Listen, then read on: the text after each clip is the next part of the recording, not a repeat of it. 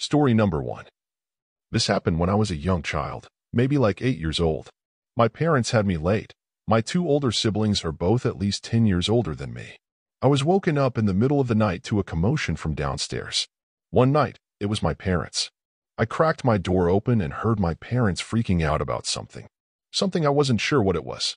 I went to the stairway and stood at the top, calling down, "Mom, Dad." My mom came to the bottom of the stairs and said to me, "Go back to bed." I listened without asking any questions. I could tell they were stressed about something, though. I was trying to go back to sleep when I heard the front door downstairs slam shut, and then it was dead silence. I presumed they left the house, but I wasn't sure why. Either way, I listened to my mom and went back to sleep. I woke up again to sounds downstairs. Once more, it was the sound of the front door closing and then footsteps, but no talking. Naturally, I assumed they were back home and just being quiet so that they wouldn't wake me up. I heard occasional steps and thuds from downstairs. I heard drawers and cabinets being opened and closed, and I thought for sure I heard the fridge opening too. I thought it was my older brother Chris, who's 10 years older than me, and at the time, he was already driving, so he was going out and coming home late. Him getting home at like 2 a.m. and rummaging the fridge wasn't abnormal at all. These are all things I was telling myself, logical explanations as to what I was hearing. Eventually, I heard footsteps coming up the stairs, getting louder and closer until they reached the top and then made their way first thing to my door. My door quietly and slowly opened. I didn't sit up or move. I just had my eyes open facing the door as I was still laying down. There weren't any lights on outside of my room. Whoever was walking around was doing so in the dark, so all I saw was this black mass at my doorway resembling the shape of someone's head. I said every name starting from Chris to Mom to Dad. Then I just said, "Who's there?" They didn't reply. They just closed the door, and I was left there confused but mildly creeped out. I heard footsteps going downstairs. I was convinced it was my dad now just coming to check on me after getting home, though I wasn't sure why he was ignoring me. I didn't hear anything from downstairs for a while now. I allowed curiosity to get the better of me, and I went downstairs in the dark. I kept all the lights off as I was approaching the kitchen, and I froze at the doorway, noticing a tall figure standing right in the middle of the kitchen. I said, "Dad," assuming it was him just based off the size of this person. A deep voice said, "Go back upstairs." I ran back up the stairs to my room and closed the door and jumped under the covers. All I was thinking was, why did my dad's voice sound like that? The reality of a stranger being in the house didn't dawn on my innocent little mind. Not until a little later when I heard the front door opening and a commotion from downstairs again, the voices of my parents. I went to the top of the stairway again, and they were shocked to see I was still awake. I asked what happened. They told me that Chris had a little accident, but that he was going to be fine. I found out a month later that he had gotten into a car accident driving in a condition that he shouldn't have been driving in. My parents got a call from the hospital, and so they rushed to see him first thing, leaving me to sleep. I asked my dad if he had come in my room before, and that was when I learned that they had been gone for hours. My mom started freaking out, yelling at my dad because he had neglected to lock the door when they rushed out of the house. Me telling my parents about the person at my bedroom door and in the kitchen caused my dad to search the house with his gun and my mom to call the police. The last thing I really remember was being asked by a police officer to give my story. My parents tell me that they felt like morons having to explain to the cops that they left me alone and left the door unlocked.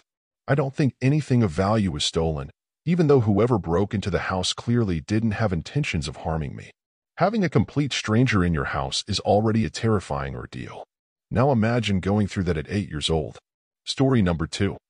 It was around 2013 to 2014. My brother was about 7 or 8 at the time, and we had just moved into a new house to be closer to school and for cheaper rents. It was a pretty nice house, all things considered. It even had a cozy fireplace for the winter. Anyway, my brother was really into Batman and had this Batman car that, if a button was pressed, made noises and lit up. It was basically his favorite toy, so he played with it often. Then one afternoon, he came inside from playing out back and told us he found something. So obviously, my mom and I asked what it was. It was a picture of a young boy in the form of one of those tags you get if your parents paid extra for school photos. The picture was dirty and full of wear and tear, even to the point you couldn't see the year it was taken. We thought that, okay, some parent lost their kid's picture. No big deal. And then my brother said something that confused me. "That's Buddy," he said. I looked at him with a facial expression that basically asked him to repeat himself, and he did. He pointed at the picture and said, This is Buddy. He's my friend. I slowly nodded my head as if I knew who he was talking about. The main reason this confused me is that my brother didn't make friends easily, and he had no friends that I knew of. And this Buddy only came up once we had moved. I shrugged it off and figured he'd made friends with the next-door neighbors or something, and he somehow got the school picture as like a keepsake. That night, around 3 a.m., when everyone in the house was asleep, I woke up to my brother talking. So, naturally annoyed, I walked into his room to tell him to go to bed or else he'd wake up our parents. It was weird because when I walked into his room, he was sitting up straight in his bed as if he was actually talking to someone and not just to himself or his toys. I told him to go to bed, and I went to bed myself. A couple of days later, my mom was talking to me about my brother and asked if I'd seen him get up at night. I said no. I woke up to him talking a few nights ago, but that was it. Why? And she said he had been acting weird. But as usual, we both shrugged it off as him being a kid. Now, in my room, my bed was right across from my door, meaning if I turned over, I could see into the hallway right in front of me. One night, I woke up to use the bathroom, and since I myself was and still am very afraid of the dark, I left the hallway light on, knowing my dad would turn it off once he got up, and I'd probably be asleep by then. I was laying in my bed facing my door when a sudden noise made me jump. It was my brother's damn Batman car making noises. So I got up to tell my brother that he shouldn't be up this late playing. But when I got into his room, he was asleep in his bed with a toy across the room on the floor still making noise. I walked over to it to turn it off. I was finally able to go back to sleep, but the following days, my brother would not shut up about Buddy. It was honestly starting to freak me out. So I went over to the neighbors' houses to the right and left of us. One house didn't even have kids, and the other was vacant. This started to worry me, but my dad said it was probably just an imaginary friend he came up with. I went along with it since I couldn't think of any other solution. But almost every night, one of us, my mom, dad, or sister, would say we heard my brother's toy making noise and had to go into the room and turn it off. I explained that I had to do it as well and once again brought up my brother talking to someone. One night, my dad swore up and down that the toy was probably motion activated. But when we bought it, there was no advertisement for motion activation. My sister and I were so unnerved by it that we started to sleep in my room together, which I'm glad we did, or else I'd probably write this off as a bad dream. My sister and I were talking, trying to keep each other calm and in good spirits until we heard the dreaded noise of my brother's toy. We both looked toward my open door and into my brother's room, which was right across mine. Into his room, our expressions turned into those of horror as we saw our brother's toy rolling past the door all on its own. We screamed and ran to our parents' room, and they got mad at our brother, saying it was a cruel joke to play on us as we were already freaked out. What he said sent chills down my spine. It wasn't me. Buddy wanted to play. That night, the toy went into the trash, batteries taken out and all. My sister and I were relieved until the next day. My brother had the toy again. My parents accused him of getting it out of the trash, to which he responded, "Buddy got it for me." The toy was broken into small pieces and thrown away for the final time. My brother was obviously upset, but our parents got him a new Batman figurine, and everything was fine. It wasn't until about a week later when we all felt that everything was okay now, and that Buddy was gone. My mom was cooking chicken breasts on the countertop George Foreman grill, and she had come into the living room to ask us something. And then we all jumped as we heard a crash in the kitchen. We went in there to see the George Foreman grill halfway across the kitchen, as if it had been thrown. My mom swore it was nowhere near the edge, and my dad had no explanations. Nothing happened afterwards, and we moved out about a year later. But to this day, I wonder if my brother's imaginary friend Buddy wasn't imaginary. Story number 3. When I was just 10, we moved to a new house in a different town. I was entering a new elementary school as a 5th grader, which is always tough starting out. It was a bit awkward, as all the kids already knew each other, and I was just some random kid entering the scene in my elementary school. You were made to sit with the kids from your class during lunch, and I remember it being really awkward the first few days at school. Kids are extremely judgmental around that age, and I was judged as the new kid, so it made making new friends more difficult. But those initial days of being the new kid on the block, I actually met a few of the kids on the block. One of the kids was Dan, who went to a private school, so we went to different schools.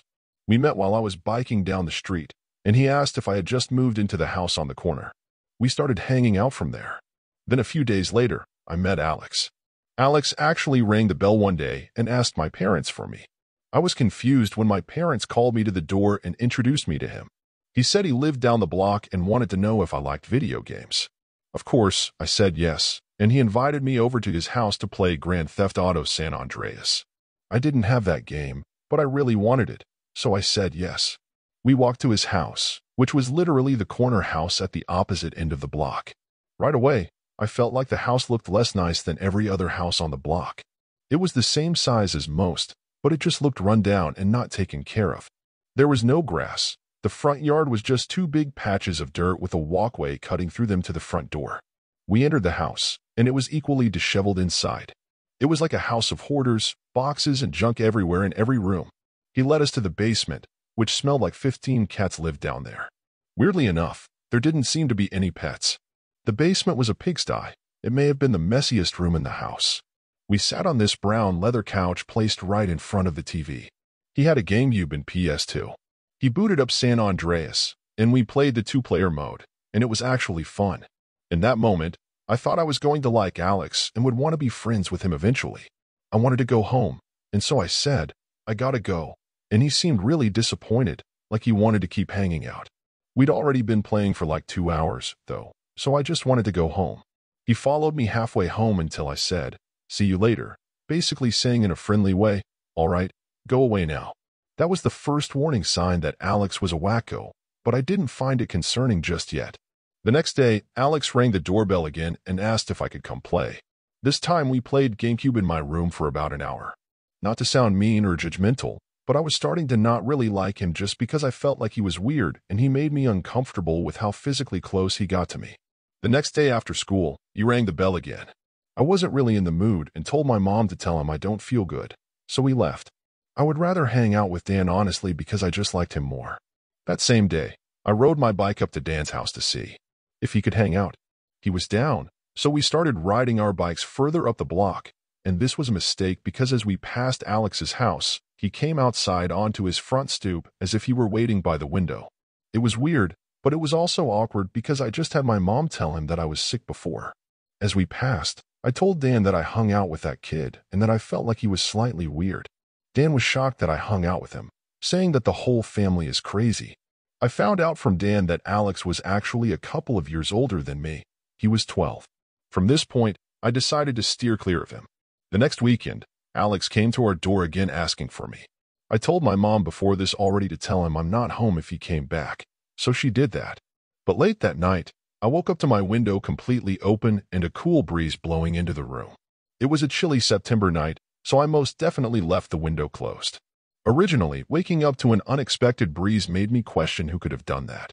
Then I felt something poke my foot, and I screamed. I looked at the foot of my bed and saw Alex. He told me to be quiet, it's just him.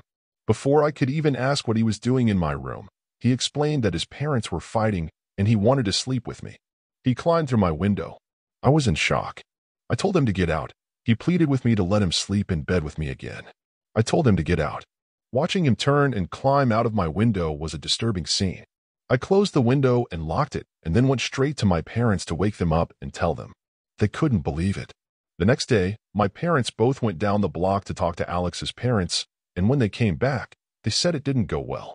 Alex's crazy mom screamed and laughed in my parents' faces, taking no accountability for her son's actions. I'm sure my parents didn't want to get the police involved because Alex was just a kid. But however many nights later, I woke up to knocks at my window. I had my blinds closed, but I knew for a fact it was Alex. I didn't answer the knocks. They went on and on for like 5 minutes. I even heard an attempt at opening the window. I was actually scared.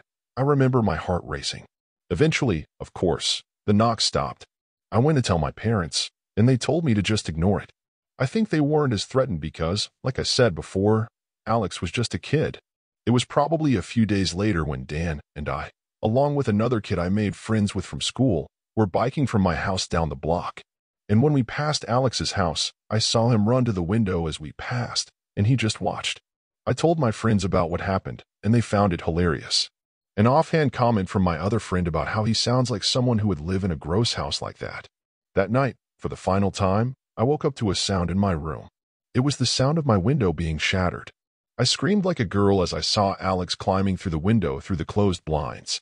I ran to my parents' room and woke them up. By this point, Alex was already back outside. My dad went outside and chased him all the way back to his house, with Alex making it back inside his house before my dad could catch up to him. My dad pounded on the door until Alex's parents opened up, and my dad must have said something right because he somehow managed to convince Alex's parents to pay for the window if he didn't involve the police. They ended up paying whatever it cost to fix the window, and I never heard from Alex again. Though I did see him once or twice in front of his house the next couple of years while in the car passing his house. That family eventually ended up moving somewhere else, thankfully. I think there's a chance Alex was looking to do something crazy, like murder me or, at the very least, attack me just because he saw me hanging with other kids when I didn't want to be his friend. I mean, what else would he do after shattering my window with something and climbing inside? I'm scared to wonder what kind of person Alex grew up to be.